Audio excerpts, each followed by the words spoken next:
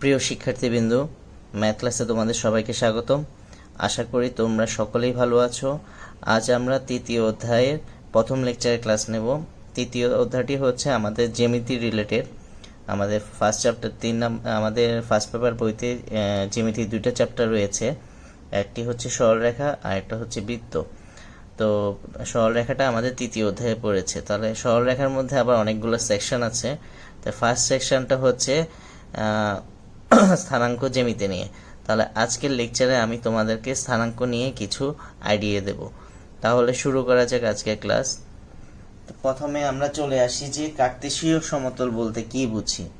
কার্তেশীয় সমতল ব্যবস্থাটা বলতে আমরা কি বুঝি সেটা আমি বলছি। কোনো সমতলে লম্বভাবে অবস্থিত পরস্পরছেদী দুইটি নির্দিষ্ট সরলরেখাকে আয়ত অক্ষ এবং ছেদবিন্দুকে মূলবিন্দু বলা হয়। মানে আমার কোনো সমতলে যদি লম্বভাবে পরস্পরছেদী দুইটি সরলরেখা নির্দিষ্ট সরলরেখাকে আয়ত অক্ষ, যেমন আমি এখানে দুইটা পরস্পরছেদী সরলরেখা এঁকেছি, একটি এক্স ও এইচ ডট আর একটা এঁকেছি ওয়াই ও ওয়াই ডট। এই দুইটা রেখাকে আয়ত অক্ষ এবং ছেদবিন্দুকে, এবং এই দুইটা ছেদবিন্দু যে এই বিন্দুতে মিলিত হয়েছে এই বিন্দুটাকে আমরা মূল বিন্দু বলবো। উক্ত রেখাদ্বয়ের মধ্যে যে রেখাটা আনুভূমিক, যেমন এখানে এক্স অক্ষ, এই আনুভূমিক রেখাটাকে এক্স অক্ষ বলা হয়, অর্থাৎ এক্স ও এইচ ডটকে আমরা বলবো এক্স অক্ষ, এবং উলম্ব রেখাটিকে ওয়াই অক্ষ, মানে ওয়াই ও ওয়াই ডটকে আমরা বলবো কি ওয়াই অক্ষ। এবং এই যে সমতলটা উৎপন্ন হয়েছে এই সমতলকে আমরা বলবো কার্তেশীয় সমতল। রেনে দেকার্তের নামানুসারে এই সমতলের নামকরণ করা হয়েছে। মানে রেনে দেকার্ত নামে একজন গণিতবিদ এটি ফার্স্ট ইন্ট্রোডিউস করেছে বলে তার নাম অনুসারে এই সমতলের নাম করা হয়েছে।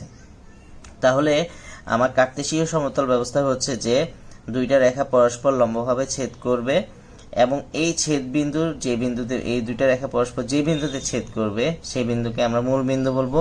এই মূল বিন্দুর সাপেক্ষে কোনো বিন্দুর অবস্থান নির্ণয় করাটাকে ওই বিন্দুর কার্তেশীয় স্থানাঙ্ক ব্যবস্থা বলা হয়। যেমন আমি ধরলাম যে একটা বিন্দু, এবং পি বিন্দুর আমি স্থানাঙ্ক ধরলাম যে পি বিন্দুটা এক্স অক্ষ থেকে, এটা সাপোজ ধরলাম এটা এক্স অক্ষ থেকে তার মধ্যবর্তী দূরত্ব হচ্ছে এতটুকু দূরত্ব আমি ধরে নিলাম বি, এবং ওয়াই অক্ষ থেকে পি বিন্দুর অবস্থান দূরত্ব ধরে নিলাম এতটুকু দৈর্ঘ্য ধরলাম এ বলতে এখান থেকে এতটুকু, এ বলতে এতটুকু হচ্ছে এ দৈর্ঘ্য, আর এখান থেকে এতটুকু হচ্ছে বি মানে এতটুকু হচ্ছে আমার বি দৈর্ঘ্য, আর এখানে এতটুকু হচ্ছে আমার এ দৈর্ঘ্য, এই টোটাল এতটুকু হচ্ছে আমার এ দৈর্ঘ্য। তাহলে পি বিন্দুর আমার দুইটা অবস্থান জানতেছি। এই অবস্থান দুইটাকে আমরা ক্রমযোগের মাধ্যমে যখন লিখব তখন এটা হচ্ছে পি বিন্দুর কার্তেশীয় স্থানাঙ্ক। অর্থাৎ পি বিন্দু এক্স অক্ষ হতে ওয়াই দূরত্বে রয়েছে, পি বিন্দু ওয়াই অক্ষ থেকে এ দূরত্বে রয়েছে। আর তাহলে আমি কার্তেশীয় স্থানাঙ্ক ব্যবস্থা থেকে পি বিন্দুর যে দুইটা অবস্থান জানলাম, তাহলে পি এ বি হচ্ছে স্থানাঙ্ক যা এক্স অক্ষ হতে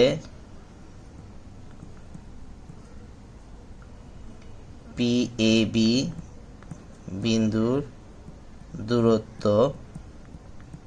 আমি চিত্র থেকে বলতে পারি এক্স অক্ষ হতে পি বিন্দুর দূরত্ব হচ্ছে এ বি হচ্ছে কি পি বিন্দুর কোটি, এবং ওয়াই অক্ষ হতে পি এ বি বিন্দুর দূরত্ব আমি এখানে লিখেছি এটা হচ্ছে এ বিন্দু, হচ্ছে এটা যা পি বিন্দুর ভুজ। মানে প্রথম যে অবস্থানটা পাবো সেটাকে পি বিন্দুর ভুজ বলা হবে, দ্বিতীয় যে স্থানাঙ্কটা পাবো সেই স্থানাঙ্কটাকে বলা হবে পি বিন্দুর কোটি। তাহলে কোনো একটা, আমি এখান থেকে একটা ফর্মুলা ডিফাইন করতে পারি, কোনো একটা বিন্দু থেকে এক্স অক্ষের দূরত্ব হচ্ছে ওই বিন্দুর কোটি, বি মানে হচ্ছে ওই বিন্দুর কোটি, এবং ওয়াই অক্ষ হতে পি এ বি বিন্দুর দূরত্ব হচ্ছে এটা হচ্ছে পি বিন্দুর ভুজ। এখন আমি যদি লিখতাম যে পি বিন্দুর স্থানাঙ্ক 3, 4, তাহলে এক্স অক্ষ হতে এটার দূরত্ব কত হবে ওই বিন্দুর কোটি, মানে এক্স অক্ষ হতে পি বিন্দুর দূরত্ব হচ্ছে বি মানে ওই বিন্দুর কোটি, এখানে বি হচ্ছে 4, তাহলে এটা হবে 4। আর ওয়াই অক্ষ হতে পি বিন্দুর দূরত্ব আমি যদি বলি যে ওয়াই অক্ষ হতে এই পি বিন্দুটার দূরত্ব কত, ওয়াই অক্ষ হতে পি এ বি বিন্দুর দূরত্ব হচ্ছে এ হচ্ছে ওই বিন্দুর ভুজ, তাহলে এটা হবে কি 3। তাহলে পি বিন্দুর ভুজ হচ্ছে 3।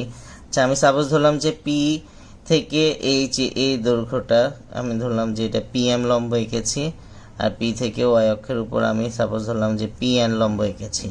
তা আমি জানি ও থেকে এম পর্যন্ত দূরত্ব হচ্ছে এ, এবং এম বিন্দুটা কোন অক্ষের উপর অবস্থিত? এক্স অক্ষের উপর।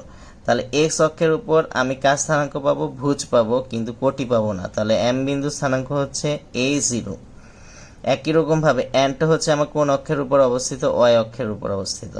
তাহলে এন বিন্দু স্থানাঙ্ক এখানে K0 হবে, ভুজ 0 হবে, মানে এন বিন্দু স্থানাঙ্ক হবে 0, এবং ও মূল বিন্দু থেকে এন এর দূরত্ব হচ্ছে B। তাহলে আমি বলতে পারি এক্স অক্ষের উপর কোন বিন্দুর কোটি হচ্ছে 0, আর ওয়াই অক্ষের উপর কোন বিন্দুর ভুজ হবে 0। তাহলে কার্তেশীয় স্থানাঙ্ক ব্যবস্থা থেকে আমি এই জিনিসগুলো জানি যে কার্তেশীয় স্থানাঙ্ক ব্যবস্থা মূল বিন্দু স্থানাঙ্ক অলওয়েজ 0 0, একটা বিন্দু থেকে এক্স অক্ষের দূরত্ব হচ্ছে ওই বিন্দুর কোটি, একটা বিন্দু থেকে ওয়াই অক্ষের দূরত্ব হচ্ছে ওই বিন্দুর ভুজ, আর এক্স অক্ষের উপর যতগুলো বিন্দু বসবে প্রত্যেকটা বিন্দুর কোটি হচ্ছে 0, আর ওয়াই অক্ষের উপর যতগুলো বিন্দু বসবে প্রত্যেকটা বিন্দুর ভুজ হচ্ছে 0। তো কার্তেশীয় স্থানাঙ্ক ব্যবস্থা ছাড়াও আরেকটি স্থানাঙ্ক ব্যবস্থা আমরা জেনে থাকি, সেই স্থানাঙ্ক ব্যবস্থা হচ্ছে পোলার স্থানাঙ্ক। মানে কোনো বিন্দুর স্থানাঙ্ক অবস্থান আমরা দুইটা ভাবে জানতে পারি, একটা কার্তেশীয় স্থানাঙ্ক ভাবে আর একটা হচ্ছে পোলার স্থানাঙ্ক ভাবে। এখন পোলার স্থানাঙ্কের জন্য তার সংজ্ঞাটা একটু খেয়াল করি। কোনো সমতলের উপর অবস্থিত ও একটি নির্দিষ্ট বিন্দু, যেমন এই সমতলের উপর ও হচ্ছে একটা নির্দিষ্ট বিন্দু, আর ও এক্স হচ্ছে একটা নির্দিষ্ট রেখা। এখানে একটা ও এক্স রেখা এঁকেছি, এটা হচ্ছে একটা নির্দিষ্ট রেখা। এখন এইখানে নির্দিষ্ট বিন্দু ও কে মূল বিন্দু বা পোল বলা হয়। এই যে নির্দিষ্ট বিন্দুটা ও, এটাকে আমরা মূল বিন্দু বা পোল বা অরিজিন বলবো, আর যে নির্দিষ্ট রেখা ও এক্স এটাকে আমরা আদি রেখা বলা হবে। এখন ওই সমতলে পি যদি আমরা যে কোনো একটা বিন্দু নিই এবং ওপি ইজ ইকুয়াল টু যদি আর হয়, এবং এক্স ও পি মানে এই পি বিন্দুটা ও এক্স রেখার সাথে যদি থিটা কোণ উৎপন্ন করে, তবে এই আর থিটাকে পি বিন্দুর পোলার স্থানাঙ্ক বলা হয়। তাহলে পোলার স্থানাঙ্ক মাধ্যমে আমি একটা বিন্দুর মানে মূল বিন্দু থেকে সে কত দূরে আছে এবং ইনিশিয়াল লাইন, দ্যাট মিন্স আদি রেখার সাথে কত কোণে আছে, মানে কোণ এবং দৈর্ঘ্য দুটোটাই জানা যাবে, সেটাকে আমরা পোলার স্থানাঙ্ক বলবো, ওই বিন্দুর পোলার স্থানাঙ্ক বলবো। যেখানে আর কে আমরা বলবো ব্যাসার্ধ ভেক্টর, আর থিটাকে বলবো আমরা ভেক্টর কোণ। এখন কার্তেশীয় স্থানাঙ্ক ব্যবস্থায় আমাদেরকে আরেকটা জিনিস জানতে হবে। যখন দুইটা রেখা আমাদের পরস্পর লম্বভাবে ছেদ করবে তখন আমার এখানে 4টা চতুর্ভাগ হবে। এই চতুর্ভাগ হচ্ছে প্রথম, এটা হচ্ছে দ্বিতীয়, এটা হচ্ছে তৃতীয়, আর এটা হচ্ছে চতুর্থ। তাহলে প্রথম চতুর্ভাগ মানে এক্স ও ওয়াই হচ্ছে প্রথম চতুর্ভাগ, এক্স ডট ও ওয়াই হচ্ছে দ্বিতীয় চতুর্ভাগ, এক্স ডট ওয়াই ডট হচ্ছে তৃতীয় চতুর্ভাগ, এবং এক্স ও ওয়াই ডট হচ্ছে চতুর্থ চতুর্ভাগ। তা আমার প্রথম চতুর্ভাগে সবসময় ভুজ এবং কোটি দুটোটাই পজিটিভ হবে। দ্বিতীয় চতুর্ভাগে আমার ভুজ হবে নেগেটিভ, মানে এক্স ডট বামে, মূলবিন্দু থেকে বামে গেলে নেগেটিভ, মূলবিন্দু থেকে নিচে আসলে নেগেটিভ, মূলবিন্দু থেকে ডানে গেলে পজিটিভ, মূলবিন্দু থেকে উপরে গেলে পজিটিভ। তাহলে যেহেতু আমি এটা মূলবিন্দু থেকে বামে আসছি, তাহলে এখানে ভুজ হচ্ছে নেগেটিভ, আর উপরে যেহেতু যাব কোটি হচ্ছে পজিটিভ, আর এখানে মূলবিন্দু থেকে বামেও আসছি নিচেও আসছি, তাহলে 3 নম্বর চতুর্ভাগে ভুজ কোটি দুটোটাই নেগেটিভ। আর এখানে আমার মূলবিন্দু থেকে ডানে আছি আবার নিচে নামছি, ডানে গেলে সেটা হচ্ছে পজিটিভ ভুজ, আর নিচে গেলে হচ্ছে আমার নেগেটিভ ভুজ। তাহলে আমার কোনো কার্তেশীয় স্থানাঙ্ক ব্যবস্থা আমি একটা বিন্দুর 4টা চতুর্ভাগে তার অবস্থান পাবো। এখন আমাদের নেক্সট টপিকটা হচ্ছে পোলার স্থানাঙ্ক এবং কার্তেশীয় স্থানাঙ্কের মধ্যে সম্পর্ক। মনে করলাম যে পি বিন্দুর কার্তেশীয়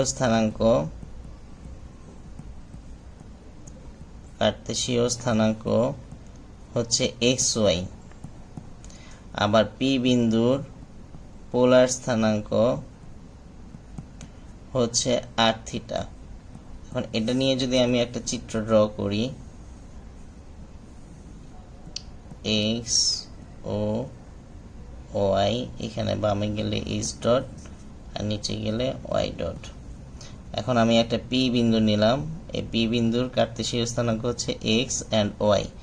পি থেকে ও এক্স এর উপর আমি সাপোজ পি এম লম্ব আঁকলাম, তাহলে আমি বলতে পারি ও থেকে এম হচ্ছে আমার এক্স, পি থেকে এম হচ্ছে আমার ওয়াই, অ্যান্ড ও পি আমি যোগ করলাম। তো পি বিন্দুর আরেকটা স্থানাঙ্ক বলেছি কি আর থিটা, মানে পোলার স্থানাঙ্ক। দ্যাট মিনস এটা ইনিশিয়াল লাইন মানে আদি রেখার সাথে থিটা কোণে আছে, এবং ও বিন্দু থেকে পি বিন্দুর মধ্যবর্তী দূরত্ব হচ্ছে আর।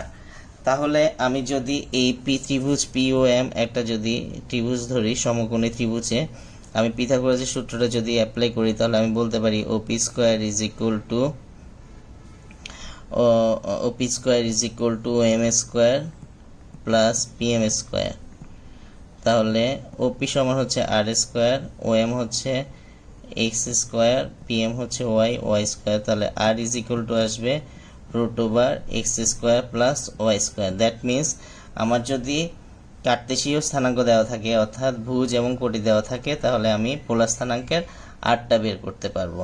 এখন যদি আমি থিটা বের করতে চাই, তাহলে থিটা সমান আমি বলতে পারি, আমি এইখানে চিত্র থেকে যদি আমি বলি tan theta is equal to লম্ব বাই ভূমি মানে P M by O M. তাহলে tan theta is equal to P M is equal Y, O M is equal X. তাহলে theta is equal to tan inverse Y by X. That means এটা হচ্ছে আমার পোলার থেকে কার্তেশীয় স্থানাঙ্ক, মানে পোলার থেকে কার্তেশীয়।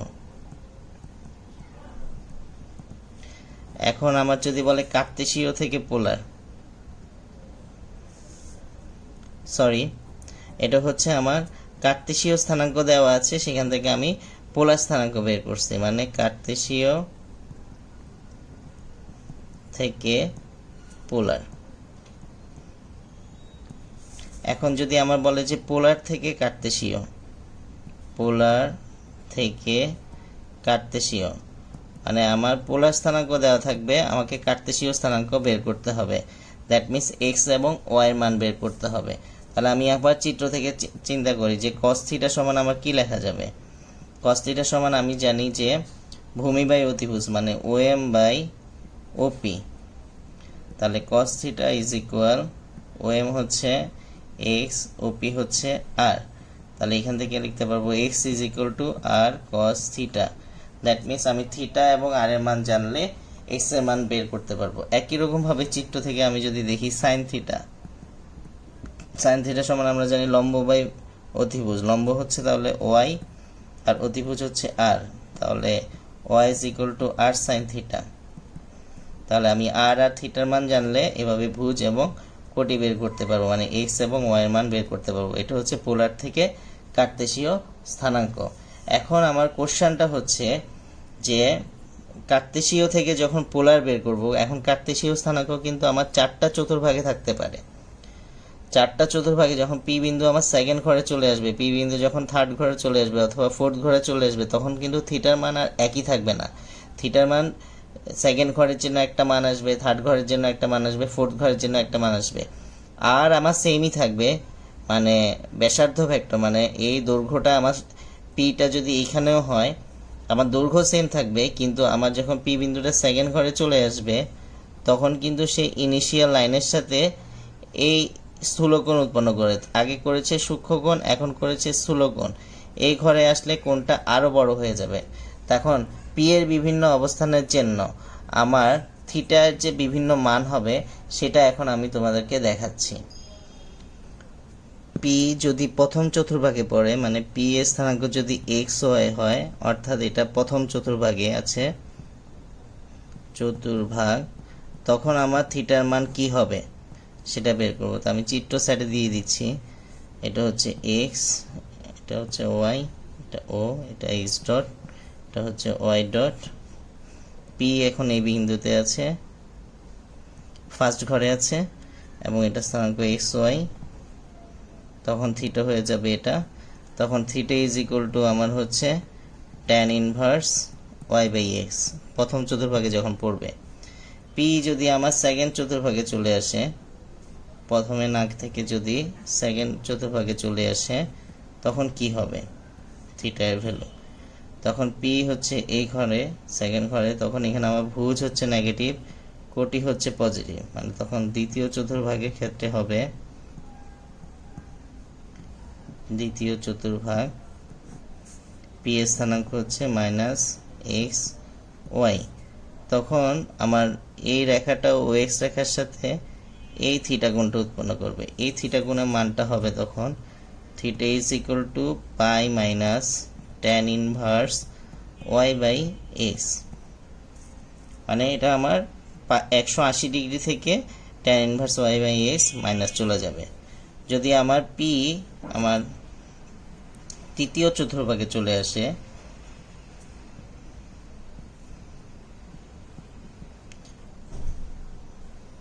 তৃতীয় চতুর্ভাগ বলতে আমার বোঝাচ্ছে এখানে, তখন এখানে পি এর স্থানাঙ্ক -x -y, মানে তৃতীয় চতুর্ভাগ।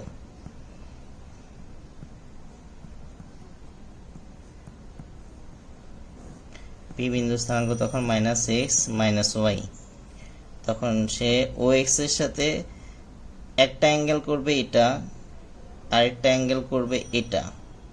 যদি আমি ঘড়ির কাঁটা বিপরীত দিকে যাই তাহলে সে দূরবর্তী একটা কোণ উৎপন্ন করবে, আর আমি যদি ঘড়ির কাঁটার দিকে যাই তাহলে সে একটা নিকটবর্তী কোণ করবে।